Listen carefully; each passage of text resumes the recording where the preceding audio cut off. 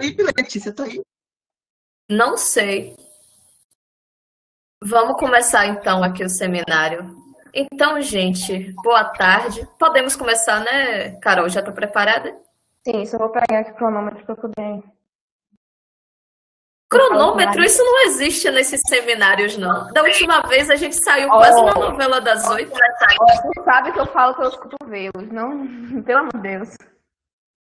Pronto. Pronto? Já tá gravando, né? Climério tá gravando? Sim, está gravando, já no YouTube já. Certo, então vamos lá. Então, boa tarde a todo mundo que está presente aqui virtualmente nesse seminário, o terceiro seminário virtual do LACIC. Eu estou gostando desse formato. Hoje a gente ia ter uma apresentação sobre história cultural das ciências, mas como a Carol ela tem vias de apresentar a qualificação dela, então ela optou por fazer uma apresentação mais relacionada à pesquisa dela e a gente deixar o seminário sobre história cultural para outro momento. Então, a Carolina, todo mundo já conhece, é aluna aqui do LACIC, está fazendo mestrado com a gente sob a orientação de Indianara e minha co-orientação. E hoje ela vai apresentar um trabalho intitulado Mulheres nas Ciências, Aspectos Historiográficos. E eu queria agradecer a todo mundo que... Eu estou vendo que a maioria dos participantes hoje são mulheres, tem poucos homens aqui, o que é uma pena. Acho que os homens que estão presentes são Angevaldo, Climério Olival e Felipe. Felipe está online respondendo Elaine. E é isso, eu espero que o seminário, à medida em que Carol vai falando, apareçam outros rapazes aqui para assistir esse seminário, que com certeza vai ser legal. Então é isso, Carol, a palavra é sua. Obrigada e até mais. Boa tarde a todos e todas. Como a Letícia falou, meu nome é Carolina, para quem não me conhece, eu sou orientada da professora Indianara e co-orientada da professora Letícia. Eu sou licenciada em Química e estou como aluna do mestrado. Essa minha apresentação tem por título Mulheres na Ciência, Aspectos Historiográficos. Na verdade, esse não é o título final da minha dissertação, a gente ainda não tem um título, inclusive estamos aceitando sugestão para isso.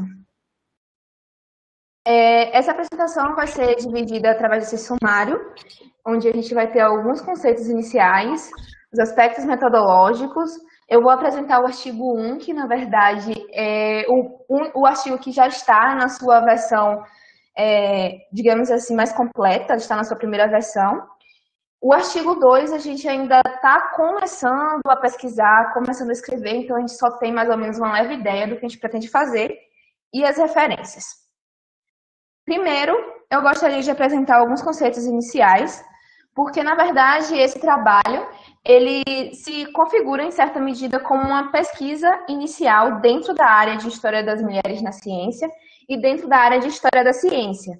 E, assim, a gente acredita que é pertinente, antes de entrar nas discussões específicas da pesquisa, definir alguns conceitos.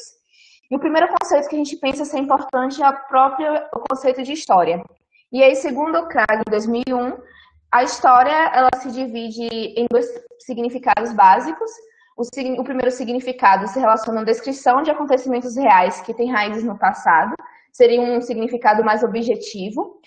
E o segundo significado seria a investigação histórica e seus resultados, que no caso está mais relacionado ao próprio trabalho dos historiadores, ao trabalho acadêmico de se escrever a história. E aí, a esse segundo significado se atrela a historiografia, que possui um lugar muito importante nesse trabalho, e como vocês vão ver ao longo da minha apresentação, talvez esse trabalho se configure até mais como um trabalho historiográfico do que como um trabalho de história da ciência.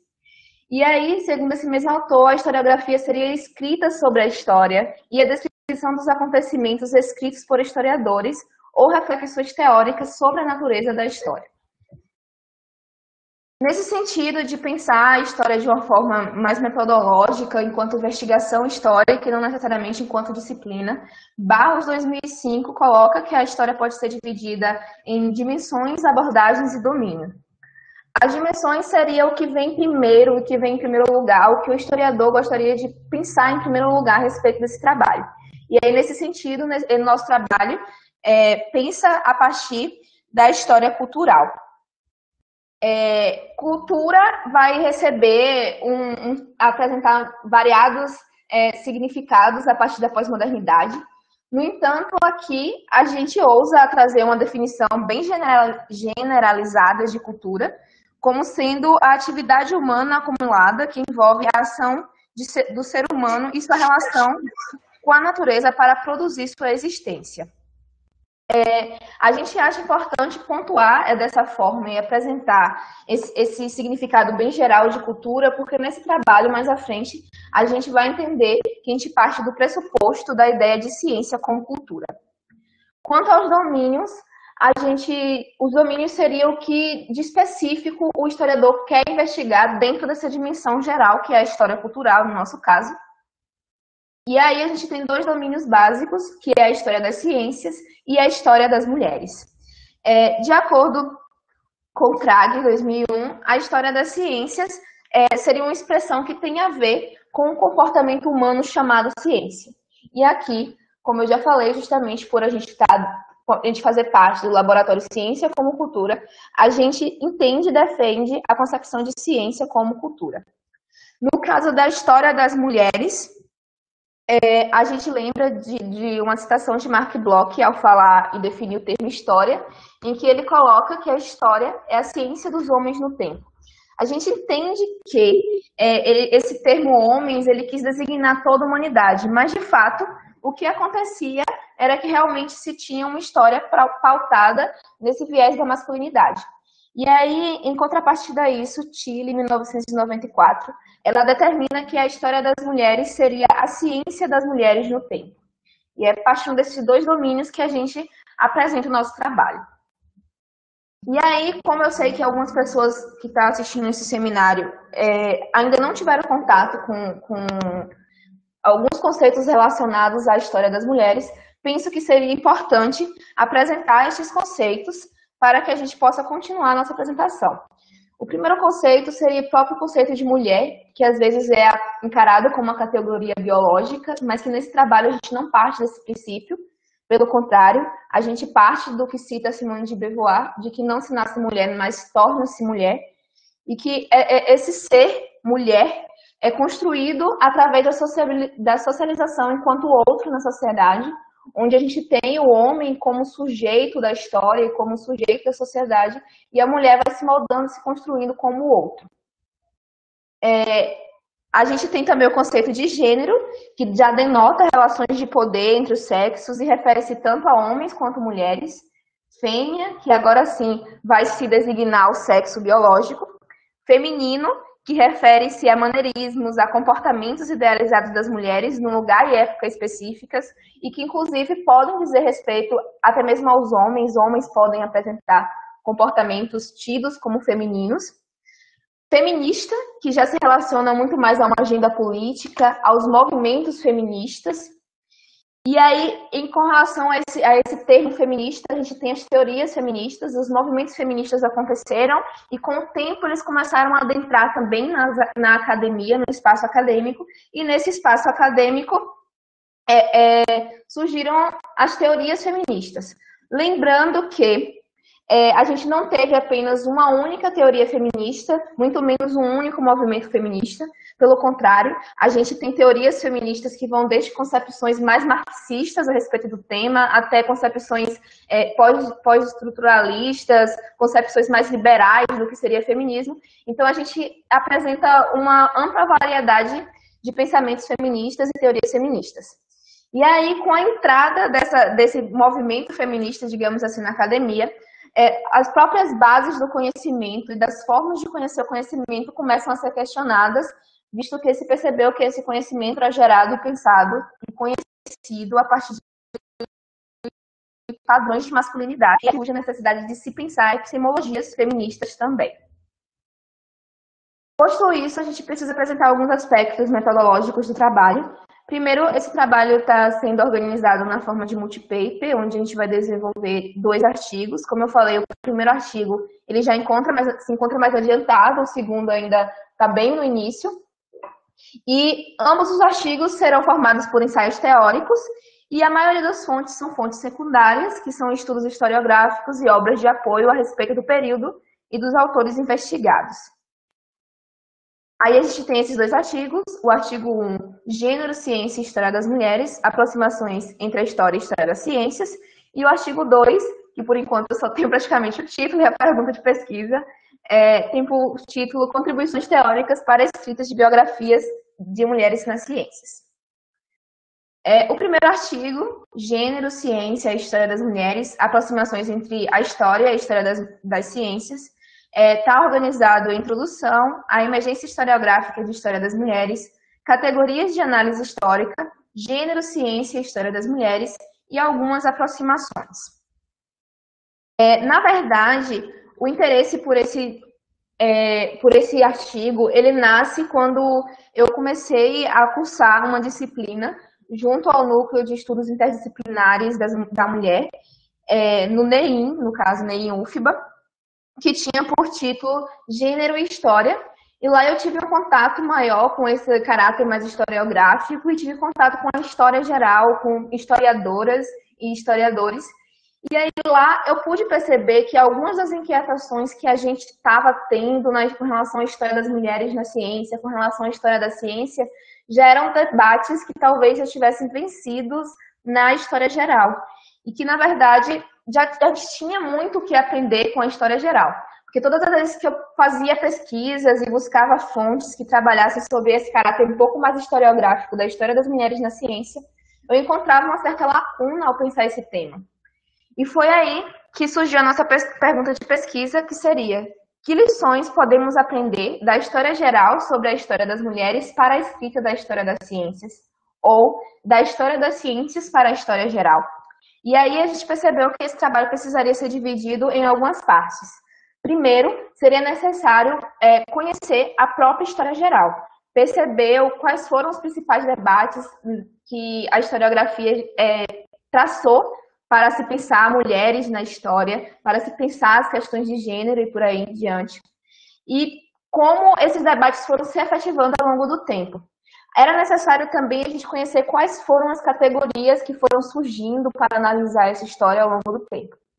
Posto isso, a gente precisaria agora refletir sobre a disciplina da história das ciências, perceber por que há essa lacuna e por que a história da ciência tem custado a inserir os debates historiográficos sobre a história das mulheres na ciência.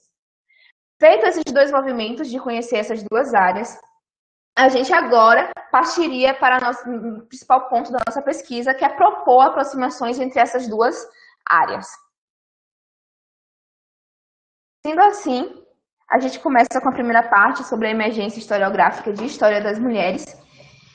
E aí, a gente percebe que o fato de incluir as mulheres na história gerou debates e ambivalências, principalmente porque era necessário questionar um modo já estabelecido de se contar a história. A gente tinha grandes historiadores, os cânones da historiografia ocidental, e seria necessário questionar um modo totalmente já estabelecido que dizia quem deveria ser personagem da história e quem não deveria. E aí, isso foi duramente criticado em alguns aspectos, porém, a gente concorda com Elizabeth Grotz quando ela coloca que foi um processo de amnésia, mas que foi uma amnésia voluntária, para garantir, assim, a manutenção desse sistema patriarcal, dessa forma de poder pautada na masculinidade mesmo, de se contar a história. No entanto, a gente percebe como foi que foi surgindo os temas relacionados à história da mulher. Perrault, ela coloca que é a partir do século XIX que a história ela se constitui como um campo de conhecimento com regras, métodos de pesquisas e formas de enunciação. E já nesse período, a gente tem um importante nome, que é o Michelet, que ele publica esses 2 livros que aparecem na tela em francês. E essas 2 publicações, ele começa a trazer alguns aspectos relacionados à história da mulher, porém de uma forma um pouco problemática, porque ele relaciona a mulher à natureza e o homem à cultura e traz esse estado de binaridade onde a mulher é um ser subordinado e natural, enquanto o homem é um ser cultural que detém o conhecimento e que, consequentemente, traz esses aspectos de dominação sobre a mulher. Apesar disso, de forma ainda um pouco pior, digamos assim, a escola positivista negligencia ainda mais as mulheres e não traz praticamente nenhuma contribuição, nem seja para apresentar as mulheres como agente da passividade, porque a escola positivista é muito pautada na ideia de história da história da nação, a história política, a história da diplomacia, das guerras, e a justificativa é que as mulheres não estavam nesses espaços. Então, como todos vocês sabem também, a partir da Escola dos Análises, ocorre uma ruptura na historiografia, que se dá a partir dos anos de 1930, e os escritores da Escola dos Análises tinham 3 ideias centrais, que seria a substituição da tradicional narrativa de acontecimentos por uma história-problema, a história de todas as atividades humanas e não a história política, e a complementação com outras disciplinas. Então, a Escola dos Análises traz uma ruptura e começa a se pensar em outras questões, outros personagens, além dessa história da nação, que vinha sendo consagrada pela Escola Positivista. No entanto, Perrault coloca que mesmo a Escola dos Análises custou um pouco a inserir as questões das mulheres e a história das mulheres em seus debates. Vinha fazendo essas modificações na historiografia ainda por um viés de uma história um pouco mais economicista e pelo viés da classe social. Foi com a terceira geração da Escola dos Análises, a Nouvelle, que se ficou conhecida como Nouvelle History, que se começou a questionar o papel das mulheres na história e alguns temas mais relacionados às mulheres, como sexualidade, prostituição, bruxaria, aborto, parto, começaram a ser levados em conta como temas de abordagem histórica. Apesar disso, ainda de um modo masculino de se pensar a história. Mas, assim, é importante a gente dizer que isso já foi uma inovação, mas foi verdadeiramente o movimento feminista, que começou realmente o movimento nas ruas, mas que adentrou a academia a partir da década de 60, que começou realmente a questionar essas bases historiográficas. Tanto que Soyret, em 1997, ela coloca que a história das mulheres se constitui como uma corrente de movimento recíproco. De um lado, a atuação de historiadoras e historiadores preocupados com esta questão. De outro, um movimento feminista ocorrido a partir dos anos de 1960. E aí, dentro dessa história feminista, a gente tem 3 períodos marcantes. Inicialmente, a história feminista centrava-se em apresentar as mulheres oprimidas, trazendo visibilidade. Assim, eram comuns histórias de prostitutas, domésticas, operárias, mulheres agredidas e dentre outras. Depois, passou a discutir sobre o corpo da mulher, suas funções, sua apropriação e a forma como eram representadas pela história. Por fim, chega a necessidade de pensar a mulher enquanto agente revolucionário, responsáveis pelos seus destinos individuais e coletivos. Trata-se da história dos movimentos sociais, da história do feminismo. Então, a gente percebe que a gente sai de um lugar um pouco mais restrito em apresentar as mulheres, apresentar as contribuições das mulheres, para um lugar muito mais amplo de questionar o próprio conhecimento, de questionar o próprio ser político relacionado à mulher e ao movimento feminista. A gente percebe que a partir disso, de questionar esse ser e essa história, alguns debates importantes são traçados na historiografia, e a partir de 1980 e 1990 a gente tem um principal debate historiográfico que se concentra em 2 figuras centrais, apesar de ter inúmeras outras historiadoras e historiadores que se atêm a esses debates também, mas aqui a gente se concentra em Tilly e Scott, que surge a partir da publicação de Scott em 1986, quando ela vem apresentar gênero enquanto uma categoria de análise histórica.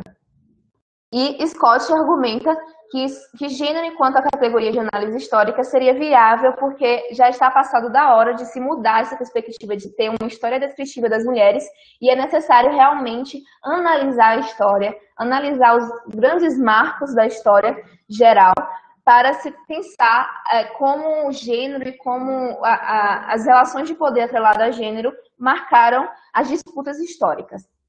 E ela argumenta que isso só seria viável através de um ponto de vista pós-estrutural, de uma forma pós-estruturalista de escrever a história, já que digamos assim, as opressões de gênero estão muito mais ligadas, segundo Scott, à questão do discurso, da linguagem e das formas de comunicação e de anunciação. E aí, esse argumento dela todo é principalmente para acusar que a história social não daria conta de trazer esse debate à tona. E aí, em contrapartida, Tilly, em 1990, publica um artigo contradizendo a maioria de todos os argumentos da Scott.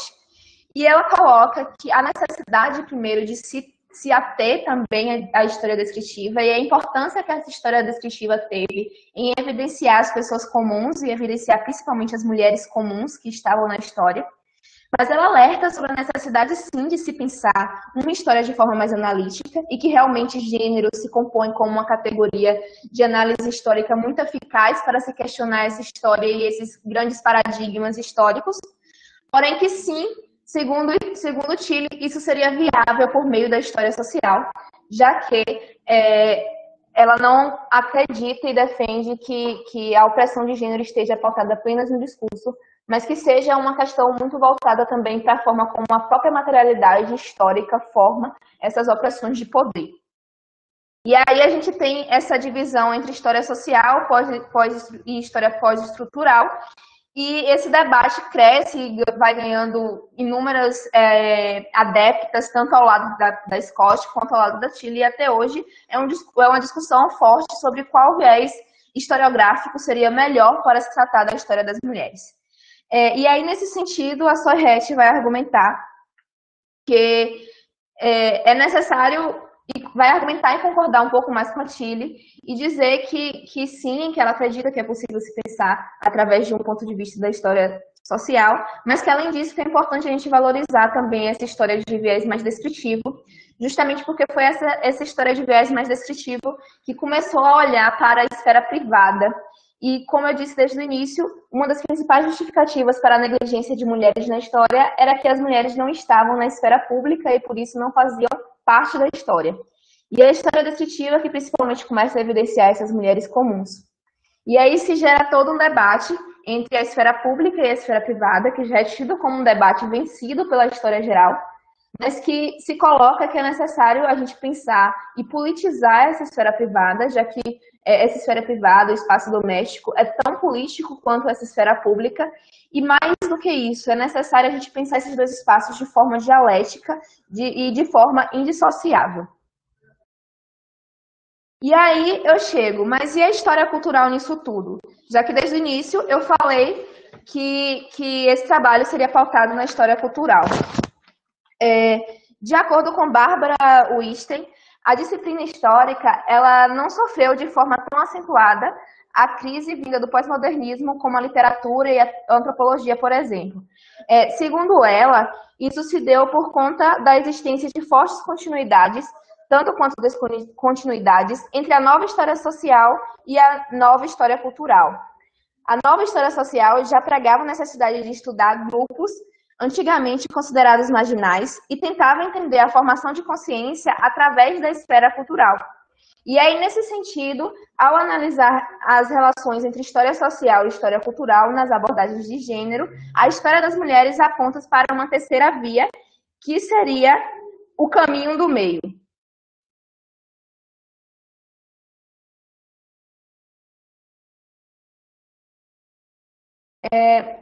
E aí, além de tudo, essa história cultural, ela permitiria se pensar tanto a objetividade quanto a subjetividade, já que muitos dos argumentos que se acusava sobre a história social é que ela não levaria em conta alguns elementos da subjetividade, elementos do simbólico, elementos do discurso, que sim tinham a ver e têm a ver com as opressões de gênero ao longo da história. E aí, nesse sentido, a nova história cultural, ela ainda traz alguns elementos importantes, porque se tem um grande problema ao se pensar a história das mulheres com relação às próprias fontes da história. Porque, como coloca Sayer, 2003, a história das mulheres começa e termina com um problema central. Como você pesquisa, encontra a verdade sobre a vida das mulheres sem nenhuma evidência? O que acontece se você não pode deixar os documentos falarem por si, porque esses documentos não existem? Então, como eu disse, as mulheres, muitas vezes, elas não estavam nessa vida pública. A gente não tem grandes arquivos com histórias das mulheres, a gente não tem documentos que podem falar por si. Então, é necessário realmente se pensar através desse viés mais cultural, de olhar novas abordagens e novas fontes para se escrever sobre a história das mulheres. E aí a gente chega nas categorias de análise histórica. A gente parte aqui do preceito de que as categorias de análise ela possuem uma história e que essas histórias elas estão diretamente ligadas à própria história dos movimentos sociais. E aí a gente vai apresentar um pouquinho a questão do movimento feminista através das ondas do feminismo. As ondas do feminismo parte da ideia de que algum movimento social, alguma inquietação política surgiu em um determinado momento, em um determinado lugar, país, cidade, e a partir daí surgiu em ondas e se irradiou para o resto do mundo, e foi assim mais ou menos que foram acontecendo a maioria dessas ondas. Hoje a gente conta com 3 ondas já estabelecidas e com uma 4ª onda que está emergindo. A primeira onda do feminismo ela ocorreu no fim do século XIX, início do século XX. Antes de começar a falar disso, eu gostaria de dizer que o movimento das mulheres e as revoluções feministas poderiam não ter esse nome de feministas, mas já vinham acontecendo há muito tempo ao longo da história, mas de forma sistematizada e enquanto o movimento do feminismo a gente começa a conceituar a partir da primeira onda do feminismo no fim do século XIX e início do século XX, com o movimento sufragista. E as sufragistas elas foram as primeiras ativistas do feminismo no século XIX e passaram a ser conhecidas pela sociedade da época devido às suas fortes manifestações públicas em prol dos direitos políticos, com ênfase ao direito ao voto. No entanto, o que a gente percebe é que as reivindicações acadêmicas nesse momento ainda eram um pouco incipientes. As mulheres ainda estavam muito mais preocupadas em fazer parte da vida política, em participar, ter direito ao voto, em ter direito ao trabalho, do que necessariamente a entrar na academia e questionar as bases da história. Quando a gente chega na segunda onda, a gente percebe que ela se desenvolve de uma forma muito mais complexa. E é a partir dessa segunda onda que o movimento realmente sai das ruas e entra para a academia. Tanto que a gente divide ela em 3 momentos importantes. Da década de 1960 a 1970, e a gente surge aí a categoria mulher, pautado principalmente no ideia primeiro de feminismo liberal, onde a gente tinha a ideia de buscar a igualdade entre homens e mulheres, percebidos que mulheres e homens tinham diferenças e que essa igualdade precisaria levar em conta alguns aspectos. Surge o feminismo da diferença. No entanto, o que a gente percebe é que surge principalmente essa categoria mulher de uma ideia binária de gênero entre homem e mulher apresentada como uma categoria quase que universal. Então, começa a se surgir muitos problemas com essa categoria, porque era praticamente impossível mulher dar conta de seres tão complexos e de histórias tão diversas e complexas como as histórias das mulheres. A partir de 1970 e 80 surge a categoria mulheres, principalmente de inquietações do movimento feminista negro, que começa a questionar essa mulher, esse formato de mulher universal. E aí, a partir daí, se passa a pensar a história a partir da vivência de um sujeito que não poderia ser universal. Apesar disso, o que se diz sobre a categoria mulheres é que, ao sair desse universalismo, a gente acaba caindo em uma ideia de essencialismo cultural e tratando as histórias a partir de grupos específicos, e ainda assim a gente não consegue inserir essa demanda de fato nos grandes marcos da história. E é por isso que, a partir de 1980 e 1990 surge a categoria de gênero, que marca uma grande ruptura na forma de se escrever a história das mulheres e que é conceitualizada principalmente por Joan Scott, como eu havia colocado, e ela apresenta que gênero apresenta 2 significações básicas. De um lado, seria a ideia de que gênero é um elemento constitutivo das relações sociais, baseado nas diferenças percebidas entre os sexos, E a segunda definição seria que gênero é uma forma primária das relações de poder. Gênero não é a única forma primária das relações de poder, mas é uma delas. E gênero possibilitaria analisar a história e pensar analiticamente uma história das mulheres. E, a partir disso, se geram inúmeros debates e diversas correntes historiográficas começam a pensar essa categoria e utilizá-la na escrita da história das mulheres. A terceira onda tem novas reivindicações em vista e coloca certa suspensão sobre a categoria gênero por sugerir que tal categoria dá muita ênfase à diferença entre os sexos. Busca destruir o sistema binário e opõe a natureza sexo e cultura, opõe natureza relacionada a sexo e cultura relacionada a gênero, o eu e o outro, e defende que o sexo não é dado biologicamente sobre o qual o gênero é construído. Surge aqui a necessidade de se pensar um maior espectro sobre a sexualidade humana, saindo dessa ideia de binarismo, e aí se fala que a categoria de gênero ainda está muito atrelada a essa ideia de um binarismo realmente. E aí há uma tentativa de retomar a categoria mulher para se pensar a história das mulheres. Apesar disso, confesso que eu não concordo muito com isso e na frente vou apresentar melhores argumentos por isso, já que, querendo ou não, a história ela foi construída em cima desse viés ainda realmente binário, que de fato é problemático, mas gênero me parece ser realmente uma categoria adequada para se pensar a história das mulheres. E aí, só por viés de curiosidade, a gente ainda não tem grandes manifestações acadêmicas e historiográficas sobre a quarta onda, mas ela está emergindo e é uma quarta onda ligada ao cyberfeminismo, ao feminismo 2.0, e a gente tem campanhas que circulam principalmente na internet, organização das mulheres, principalmente na internet, como a gente viu aqui no Brasil, Mulheres contra o Fascismo e dentre outros pontos. Agora a gente chega na segunda parte do nosso artigo. Eu já falei demais, mas enfim, vou continuar. E aí, primeiro, a gente vai apresentar de forma bem rápida e bem sucinta como a história da ciência se constitui enquanto disciplina. Desde há muito tempo que já se tinha o pensamento de pensar a história das ciências, porém, a partir do século XX, principalmente com colaborações de pessoas como Augusto Comte, Sarton, dentre outros, que a história da ciência ela começa a se estabelecer como disciplina, com métodos, formas de enunciação e por aí vai, com seus primeiros congressos, conferências, cadeiras acadêmicas. E o que a gente percebe de forma bem genérica e bem generalizada, claro que na dissertação eu tenho que trazer isso de uma forma mais bem explicada, a história da ciência está bem ligada a uma ideia de história para o progresso, uma ideia de história voltada para a base do progresso social e o bem-estar social. E aí, nesse sentido, a gente tem desde o início da história da ciência como disciplina uma ideia de que, como coloca a Maia 2013, às vezes ela se constitui como uma terra de ninguém, porque de um lado a gente tem os historiadores acusando os cientistas de que esses não são capazes de escrever a história da ciência porque não possuem base da própria história, e os cientistas acusando os historiadores de que eles não possuem base da ciência para questionar a história da ciência. E aí a gente percebe que muitas vezes essa história da ciência ela realmente está ligada a um cientificismo e é uma ideia muito voltada para o poder e para as relações de poder inerentes à própria ciência.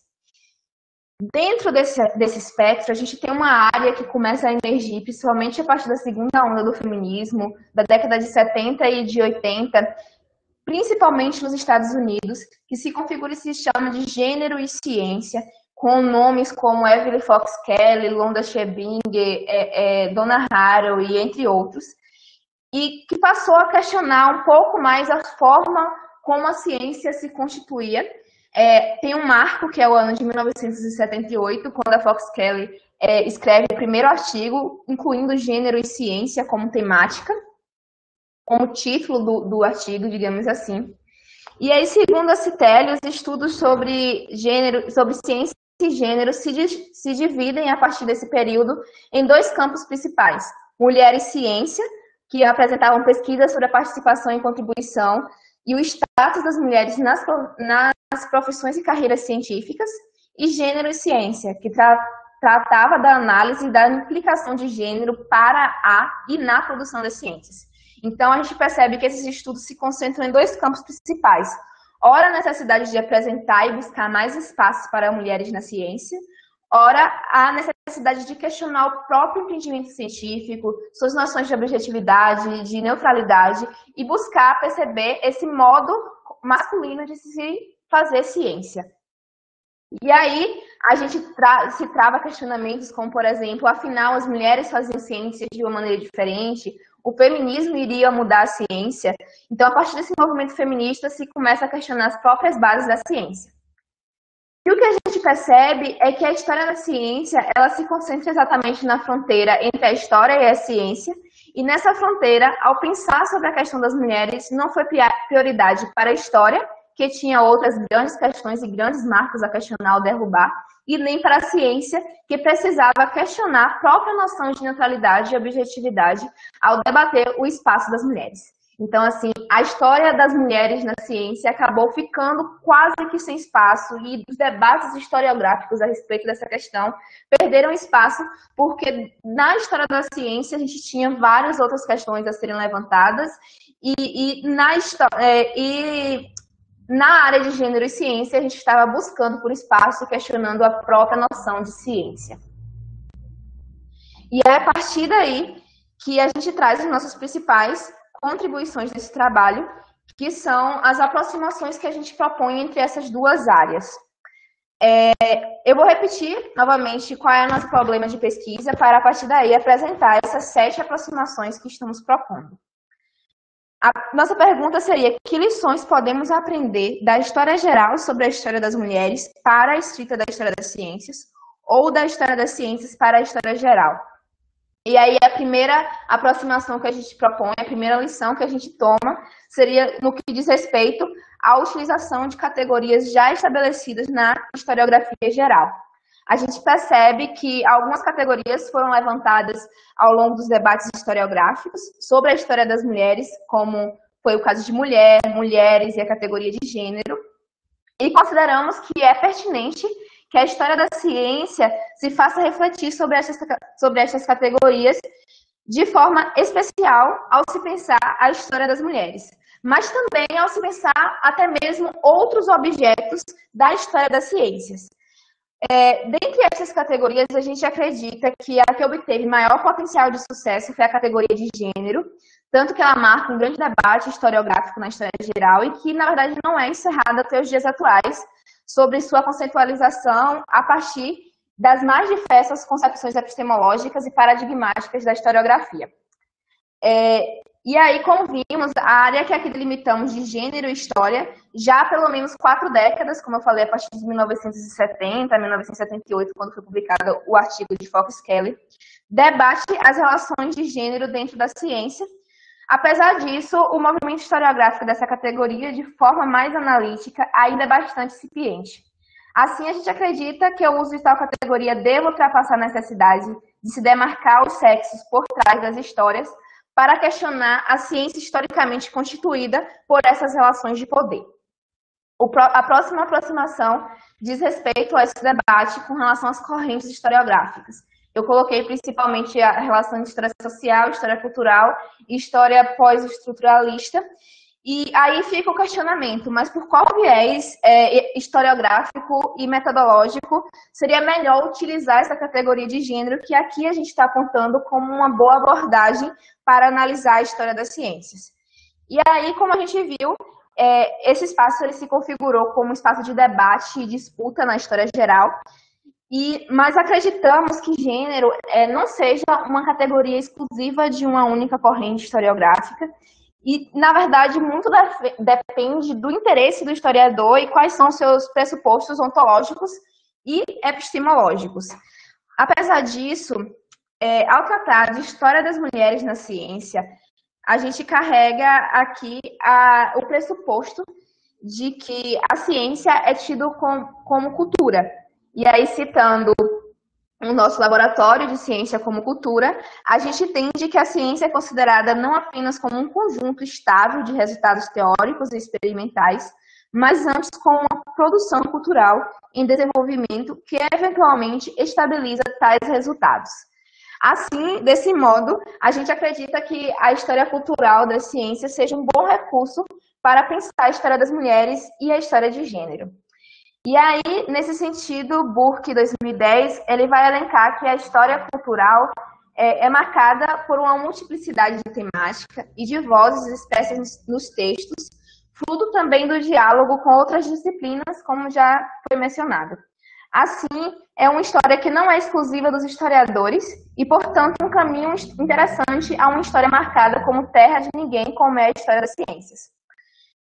E aí, além disso, a gente percebe que a história cultural se apresenta como um caminho interessante ao se aproximar da história social, partindo de uma realidade que não é determinista, que analisa a sociedade mediada pela cultura, porém, sem se distanciar por completo das noções de poder e dos argumentos linguísticos e discursivos do pós-modernismo. E aí, nesse sentido, a gente lembra que a gente já tem algumas publicações relacionadas à história das mulheres, inclusive feitas pelos participantes aqui desse grupo, que levam a história cultural como forma. A gente tem tem uma publicação minha, junto com a professora Letícia, e temos algumas publicações da professora Indianara, do aluno Geovaldo, e por aí vai. O próximo ponto é a união entre esfera pública e esfera privada. Apesar de esse ser tido como um debate talvez já vencido pela história geral e talvez já tenha sido vencido também pela história da ciência, a gente chama atenção para a necessidade de se pensar a relação dialética desses dois pares e perceber que um é indissociável do outro e perceber a necessidade de politizar essa esfera privada, principalmente porque a história da ciência ela é demarcada muito pela essa busca pelo conhecimento científico e que muitas vezes está presente na academia e que é metodologicamente sistematizado, apresentado em congressos, comunicações científicas, mas muitas vezes as mulheres elas realmente não tiveram espaço e como estar nesses espaços. E realmente fizeram ciência em laboratórios improvisados, na relação familiar com seus maridos, familiares e pais, de forma bem informal. Então, a gente precisa realmente pensar esse lado privado e social da esfera pública para lembrar, muitas vezes, e resgatar essas histórias que estão escondidas e negligenciadas na ciência. O próximo ponto é uma história das mulheres pautada em ações políticas. A gente lembra que, mesmo que muitas mulheres cientistas não se coloquem enquanto feminista, já que muitas vezes o termo feminista é visto de forma pejorativa, de algum modo foi um movimento social, como aponta Fox Keller, que deu espaço para muitas mulheres na ciência e que começou a gerar esses espaços e traz debates a respeito de questionar a própria ciência. Então, assim, é importante, ao se pensar elementos historiográficos sobre a história das mulheres, levar em conta a própria história do feminismo, a própria história de como o feminismo e esse movimento político se desenvolveu. O próximo ponto seria objetividade e neutralidade e cientificismo. Tanto a área de história quanto a área de gênero e ciência questionou essas três agências, que eu coloco aqui como agência, a objetividade, a neutralidade e o cientificismo, para escrever a história e para se fazer ciência. Então, é necessário se observar esse jogo existente entre essas agências para se pensar uma nova forma de se pensar, de se escrever a história da ciência e de se escrever a história das mulheres. O outro ponto seria a inter-relação entre a história descritiva e a história analítica. A gente percebe que é necessário se ater ainda a essas histórias descritivas, no caso de apresentar mulheres, apresentar essas mulheres que foram negligenciadas, descrever as histórias dessas mulheres, mas é necessário também partir para analisar criticamente a história, perceber os grandes marcos da história da ciência, por exemplo, a própria Revolução Científica, analisar criticamente as concepções da física quântica e as revoluções que foram acontecendo a partir desses grandes marcos da história da ciência. E isso seria viável por meio dessa inter-relação entre história descritiva e história analítica e por uma forma de utilizar gênero enquanto categoria analítica também. Por fim, a gente se atenta à ideia de metodologias e fontes na escrita de história das mulheres, visto que, como eu falei, não há muitas fontes claras sobre a história das mulheres e a gente, por vezes, metodologicamente, vai precisar criar as próprias fontes para se pensar esses dados e essa metodologia. E aí a gente percebe que as coisas, os objetos, tudo ganha um novo significado a partir da história das mulheres. E se pensar a história das mulheres da ciência, ainda mais, como eu falei, a gente tem uma escassez, por exemplo, de publicação de mulheres, de participação de mulheres em congressos acadêmicos. Então, assim, as fontes tidas como oficiais geralmente não apresentam a história dessas mulheres.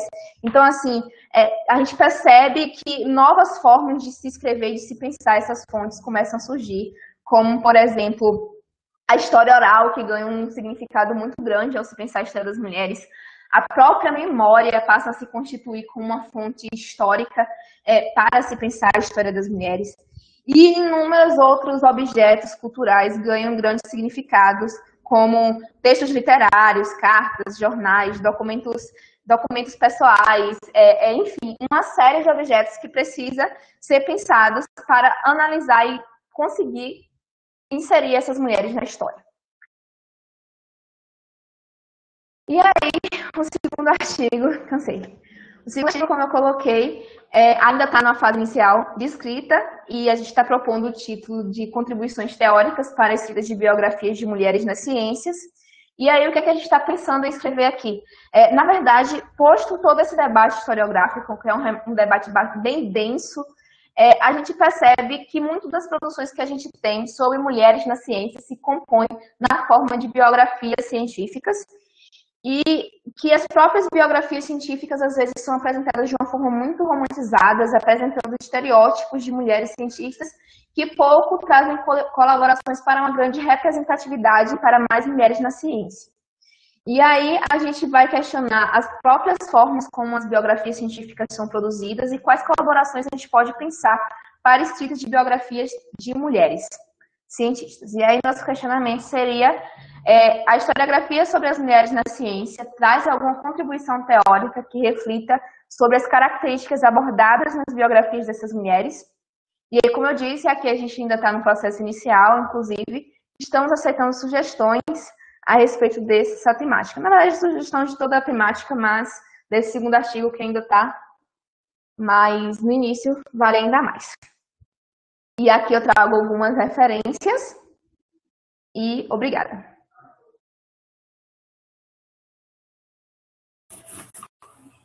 Estou chegando. Palmas virtuais. Eu fiquei morrendo de medo, porque ficou um silêncio. Eu fiquei, gente, já pensou se essa ligação ter caído e eu estar aqui falando há uma hora sem ver nada? Calma, foi ótimo. Arrasou. Porque quando eu comecei a falar, eu só disparei, né? E aí... Deixa eu tentar ligar a câmera aqui, que tem muita gente. Muito bem, pessoal. Algum inscrito para falar, Olival? Eu. Pronto. Então, Olival primeiro. Quem quiser falar, por favor, diga no chat, que eu vou anotando. Pode falar, Olival. Palavra sua. Eu vou ir rapidinho no banheiro. Rapidinho. Pronto. Boa ideia. Porque ninguém merece ficar esse tempo todo sentado sem poder ir no banheiro.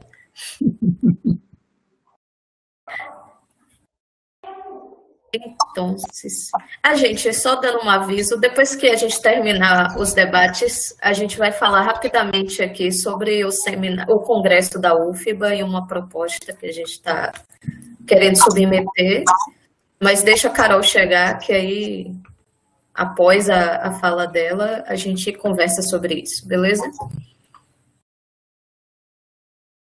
Bom,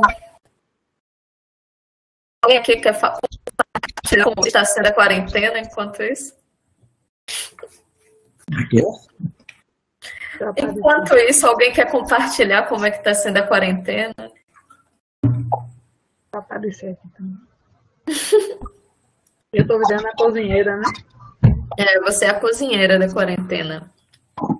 Sair dessa quarentena com a qualificação a mais. Eu gosto, eu quase faço gastronomia. Eu tenho feito minhas incursões culinárias. Você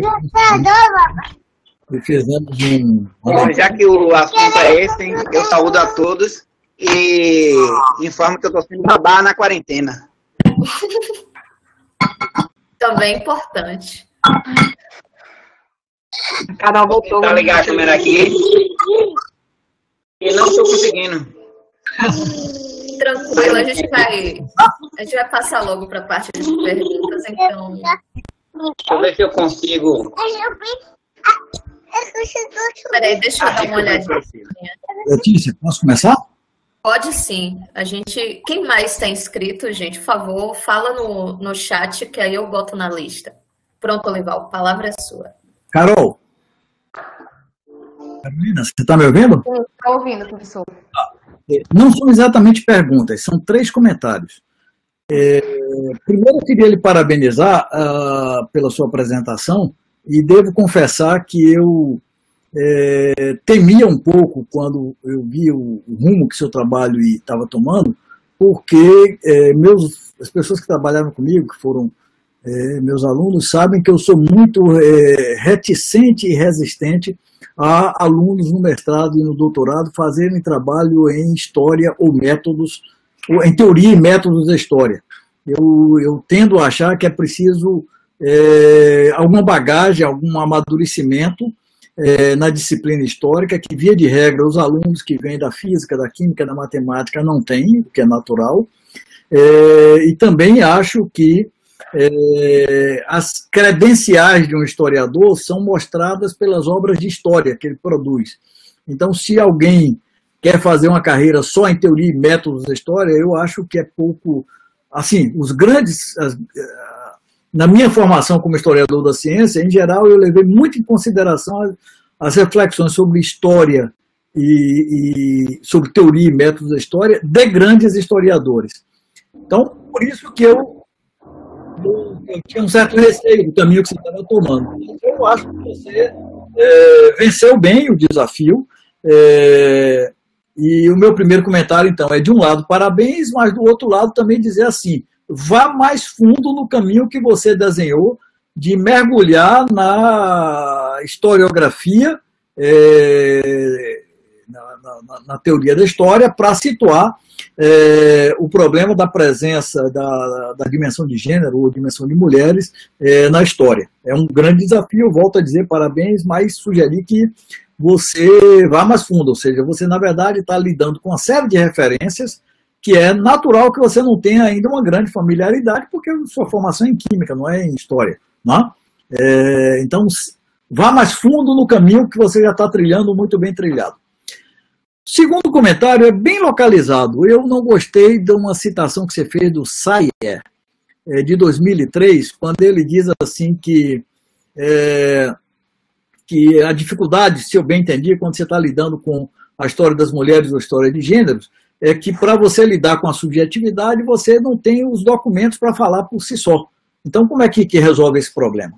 Eu acho que se a pergunta for essa, claro que a frase pode estar fora do contexto, mas uma pergunta formulada nesses termos, eu acho que é um falso problema, porque eu acho que a história, como disciplina, desde os análises, pelo menos, que você fez referência, tá certo? Ela se caracteriza como uma história-problema, uma história que formula problemas para o passado, formula perguntas para o passado. Toda a discussão sobre anacronismo que é feita a partir da nova história, é essa discussão, por exemplo, que o anacronismo é como o pecado original. Ele é um problema, mas ele também é fruto do conhecimento, porque o historiador que faz uma pergunta para o passado, essa pergunta é carregada dos compromissos e da inserção que ele tem no presente. Então, eu acho que isso não é um problema, porque eu diria assim que desde pelo menos a década de 30, os historiadores não caem nessa história de fazer os documentos falar por si só. Isso era a história positivista. Então, eu acho que aí a história, dialogando com essa afirmativa do Sayer, eu diria que a história, com a dimensão de gênero, ela tem os mesmos problemas que a história, ou seja, você tem que formular perguntas e buscar fontes e fontes não convencionais, fontes que envolvem história oral, fontes que envolvem iconografia, fontes que envolvem história material, para responder às suas perguntas. E o terceiro comentário é literalmente um comentário que você fez uma fonte que eu não gosto e eu vou externar aqui, a gente está para debater, né? Você se apoiou fortemente no Maia, né, que é um cara que trabalha trabalhava, eu acho que ele faleceu recentemente, com teoria e história da ciência, mas essa maneira de apresentar a história da ciência como terra de ninguém, como esse conflito interminável entre cientistas e historiadores, eu acho que isso é a visão mais démodé, mais ultrapassada da história da ciência que você possa imaginar. Se você estivesse falando sobre a história da ciência no final do 19 ou no início do 20, isso poderia fazer sentido. Mas na minha visão, primeiro do ponto de vista epistemológico, a história da ciência se emancipou da ciência na década de 30. O trabalho do Poiré, Alexandre Poiré, foi crucial. O Poiré é o cara que diz assim, nós temos que entender o passado em seus próprios termos. Portanto, você não tem que fazer uma história da ciência para servir a ciência presente. É a partir do Poiré que a gente, na história da ciência, vai entender a obra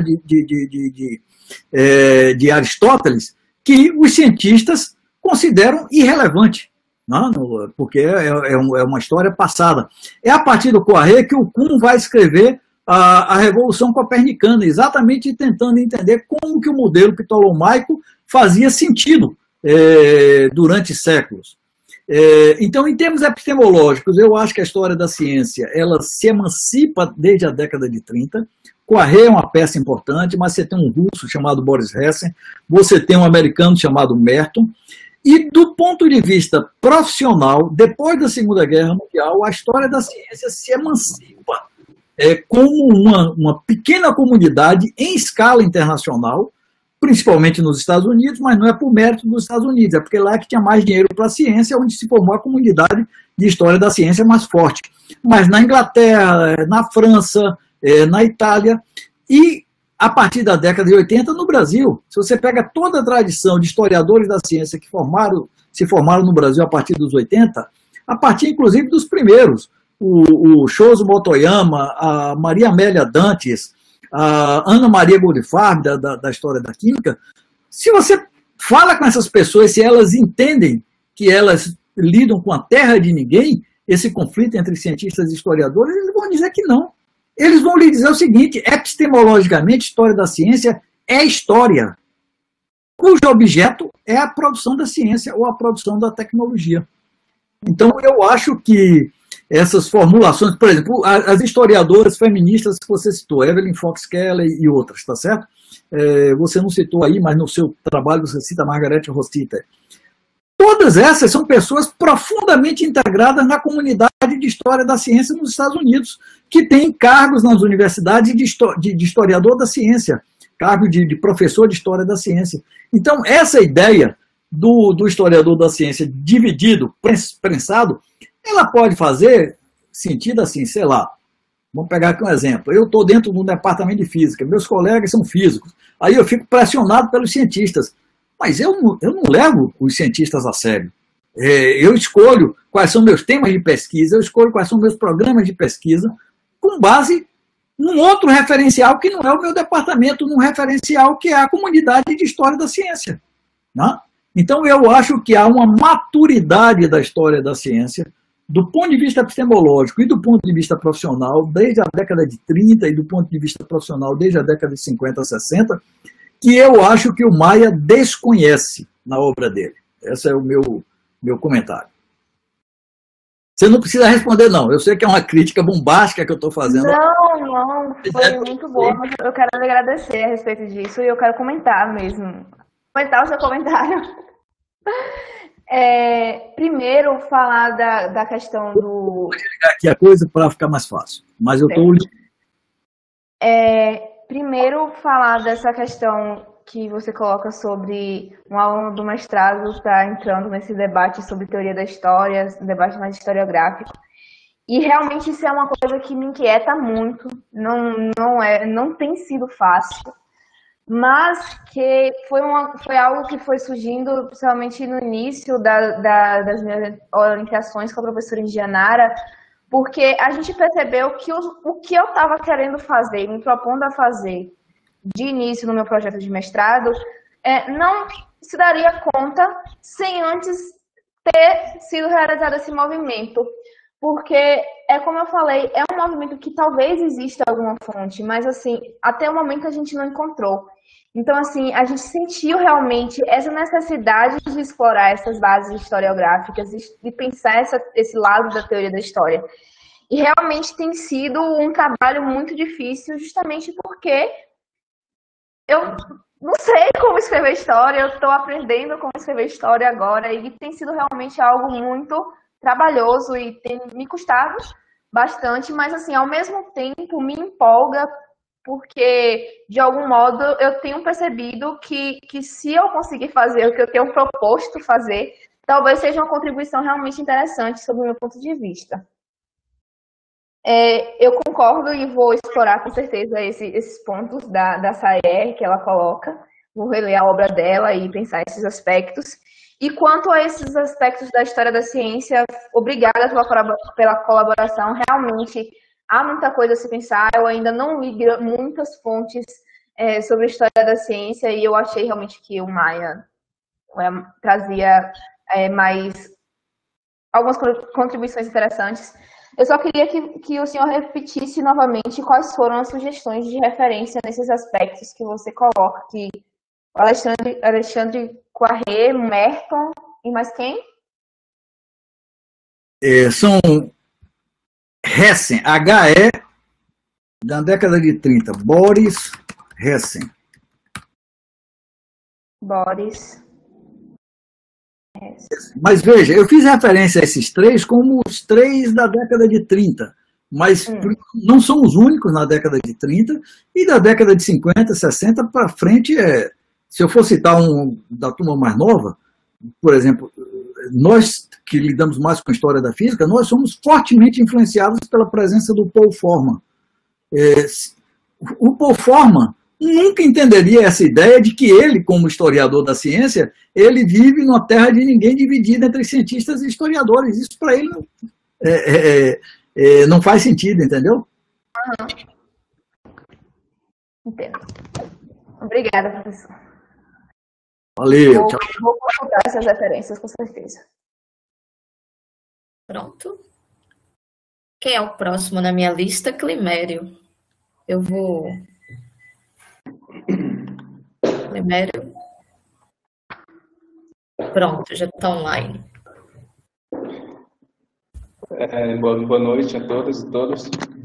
Primeiro, Olival, acho que você deveria fazer, de fato, uma relação aí de obras mais recentes para discutir essas novas abordagens. Assim. Acho que já tem bastante coisa que foi produzida já depois da década de 60 para cá, né, que acho que vale a pena a gente até fazer rodadas de seminários sobre isso. Acho que é uma questão interessante. Então, ela fica para a Letícia e Indianara também, né? Essa sugestão aí. Primeiro, Carol, parabéns, assim, eu gostei muito do seminário, gostei muito do que foi apresentado aí. Assim. Eu tenho a minha familiaridade com história, com feminismo, é mais por feminismo negro, então eu tenho uma familiaridade com a obra da Angela Davis e da Djalma, né, que é aqui no Brasil, que eu tenho um livro dela que eu li recentemente. Então, quando você ficou apresentando aí, eu senti um pouco falta assim, dessa conexão com os estudos interseccionais, porque um dos argumentos centrais que as feministas negras colocam é que o gênero é um marcador social como muitos outros, e as questões são muito próximas quando você vai encarar, por exemplo, assim, são muito próximas. Então, aí eu fiquei na dúvida se foi uma coisa que você evitou falar por conta da amplitude do tema, onde você tinha bastante material para explorar, ou se, quando se trata dessa discussão aí com relação às aproximações de história da ciência, você não encontrou nenhuma referência sobre isso. Assim, qual foi a sua... Pode explicar um pouco sobre isso? Então, primeiro realmente tem essa questão de escolha mesmo, sabe? Por pensar numa amplitude de tema. Colocar a dimensão da raça no jogo aqui dessa história me traria uma amplitude muito maior. Inclusive, assim, por exemplo, o meu trabalho foi uma coisa que eu não citei no início, mas o meu trabalho ele é muito centrado, por exemplo, em referências também do Norte, em referências dos Estados Unidos e referências da Europa, que é algo que não me deixa feliz também, nem um pouco. Mas foi justamente porque, para esse momento formativo, a gente precisou fazer essas escolhas de delimitação de tema mesmo. E aí acabou que um pouco essas questões relacionadas à questão de raça, não é que foram deixadas de lado, mas não foram tão pensadas assim. E, na verdade, o que a gente vai trazer e que eu trago no debate, porque, assim, na apresentação não deu tempo, por exemplo, de discutir como a categoria de gênero ela é utilizada, por exemplo. E aí, o que a gente percebe é que a intenção não é que gênero seja uma categoria totalizadora. Pelo contrário, é necessário que gênero se articule com outras categorias, principalmente com a categoria de raça e com a categoria de classe.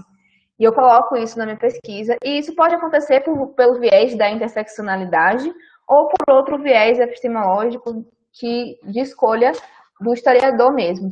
Mas sim, há essa necessidade de se pensar gênero de forma relacionada a raça e classe, principalmente, já que não é uma unidade totalizadora e não é isso que a gente quer, até porque muitas das críticas, por exemplo, que a história social recebeu em alguns momentos foi de tratar classe como unidade totalizadora, e a gente não quer repetir esses padrões. O que a gente pensa é exatamente em trazer essa articulação entre essas esferas. Porém, nesse momento, nesse trabalho, a gente acaba focando na questão realmente das mulheres de uma forma mais genérica e pensando esses movimentos historiográficos mesmo. Não sei se eu consegui responder, mas... Não estou ouvindo. Não estou ouvindo. Está desligado. Está desligado o microfone, Climério. Está desligado o microfone. Ok, desculpa. Então, não respondeu muito bem, assim. Porque eu fico pensando, quando a gente está falando de história da ciência, de a gente considerar a classe assim, marcadores sociais, assim, que envolveria, então, gênero, envolveria raça, envolveria classe, envolveria, por exemplo, como local de formação geográfica, que para si É verdade. Eu acho que em termos de disciplina, enquanto disciplina de história da ciência, de você trabalhar com abordagem de marcadores sociais, a gente poderia fazer essa discussão mais ampla. Aí não é para o trabalho, claro, mas é para a discussão aqui, para a gente considerar. Considerar marcadores sociais de forma mais ampla pode trazer elementos que, inclusive, são mais importantes na história da ciência do que na história geral. Então, por exemplo, essa questão de marcadores regionais, por exemplo. Como é que os cientistas de Brasil ou do Brasil e de outros países em desenvolvimento se relacionam, como é que isso se influencia a dinâmica dele na circulação da comunidade científica? Eu acho que seria uma questão importante que surge quando você expande a categoria para marcadores sociais e avaliar quais seriam esses marcadores mais relevantes para a gente pensar a história da ciência. Então, essa é uma questão que eu acho que é relevante para a gente ampliar essa discussão, assim. Indianara queria falar?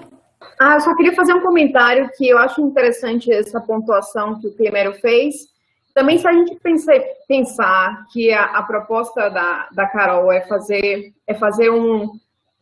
aparentemente, né, no primeiro momento, é fazer uma inter-relação entre história cultural e história social, e se você olha o sujeito, Climério, em barra, professor negro, por exemplo, aí os outros demarcadores aparecem com suavidade, porque isso vai estar na sua antena enquanto problema de pesquisa, enquanto sujeito histórico, social daquele contexto que aí pode ser em Barra, pode ser na Europa, nos Estados Unidos.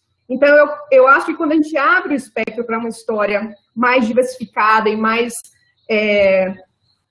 enriquecida com outros demarcadores, eu acho que a gente incorpora o sujeito tão complexo quanto a gente é hoje, mas no passado. Então, eu acho que esse espectro e essa possibilidade e pluralidade de narrativa é quando a gente olha para o sujeito no seu lugar, no seu espaço e nas inter-relações de poder que ele vai enfrentar, independentemente, na verdade, o interesse aqui é o gênero, né, que é o grande interesse da Carol, mas poderia ser outros marcadores. Então, eu acho que isso que o Clemério apontou é interessante e também depende um pouco de que aposta você vai ter ou que você vai fazer na sua narrativa e no que problema você tem e como vai mobilizar essa sua escrita. Mas eu achei bem interessante. Era só isso. E parabéns, Carol!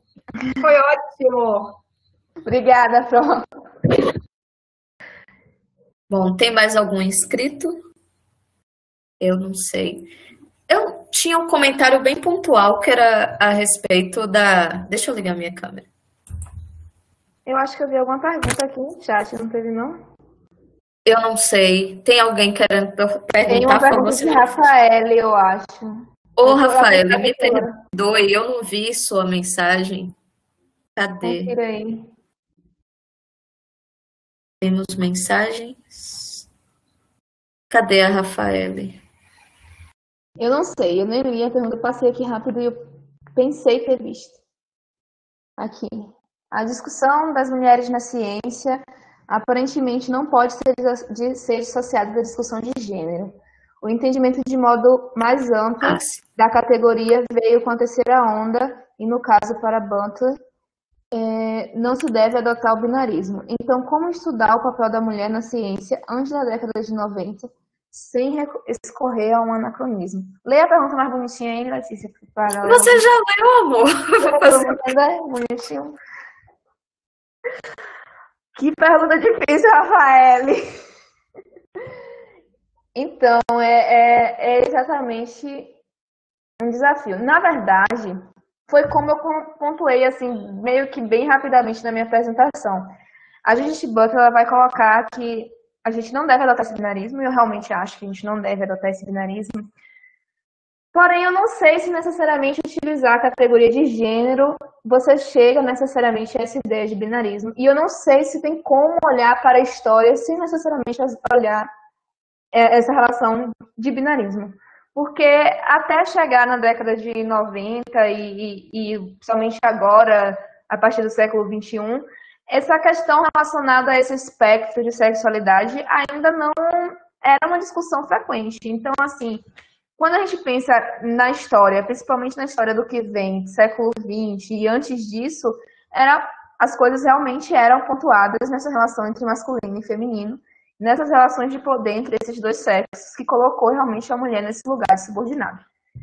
Então, assim, tanto que, apesar de existir essa suspeição sobre a categoria de gênero e esse pensamento de retomar a categoria mulher para se pensar a história das mulheres, muitos autores ainda continuam utilizando a categoria de gênero e não deixam de utilizar essa categoria, justamente porque ela se torna uma categoria realmente útil para se pensar como essas relações de poder foi constituindo a própria história da ciência e foi colocando as mulheres nessa história das ciências. E eu realmente não sei como seria olhar para a história e pensar através desse espectro de sexualidade amplo que a Judith Butler e tantos outros autores colocam. Porque realmente não é isso que foi a forma como aconteceu. Deveria ter sido, já que eu também acredito que a sexualidade passa por esse espectro. Mas realmente no jogo da história o que valeu de forma mais ampla e generalizada foi realmente o distanciamento entre feminino e masculino. Não sei se respondi de novo. Mas... Bom, deixa eu ligar aqui. A gente não tem mais ninguém inscrito, mas eu tinha um comentário muito rápido a fazer, que é sobre o trabalho do Michelet. Porque o objetivo do Michelet, na obra que você citou, La Sorcellerie, eu não sei o nome completo, mas esse é um trabalho que ele vai se debruçar sobre a história da bruxaria, né? E essa imagem de mulher, de feminino, que aparece na obra dele, que não tem como objetivo central a vida das mulheres, mas sim as práticas de bruxaria, ela acaba tendo em outras... em outros trabalhos, dessa visão posterior do que é a mulher e do que é o feminino. Eu não sei se cabe também fazer uma discussão dessa no texto que você mandou, mas é um comentário aqui de que foi uma imagem que ela veio, ela não foi, o trabalho não foi pensado para discutir a mulher, mas sim as práticas de bruxaria, né? E tem uma questão de gênero também na própria história da bruxaria que é bem forte, mas eu acho que não sou a melhor pessoa para falar sobre isso. Aquela parte que eu coloco, eu trago, realmente não é de uma forma tão aprofundada esse relato, sabe? Que eu vou fazendo esse percurso, você viu no trabalho, tanto que vai passando pelas escolas, a escola positivista e a escola dos análises. Foi mais realmente para mostrar como foi que esses questionamentos foi surgindo e como cada um foi evidenciando bem de forma genérica mesmo. Então, não sei. É isso, gente. Mais alguém tem alguma pergunta? Luiz está digitando, não sei se é uma pergunta, mas enquanto ele digita... ele fez um comentário aqui. Inclusive, na época que o Michelet publicou seu trabalho sobre bruxaria, a questão de gênero e autonomia da mulher não eram tratadas. Exato. Bom, gente, então é isso. Agradecer novamente a Carol pelo maravilhoso seminário. O seminário foi excelente, com certeza a qualificação também vai ser. Inclusive, fica a pergunta quando é que vai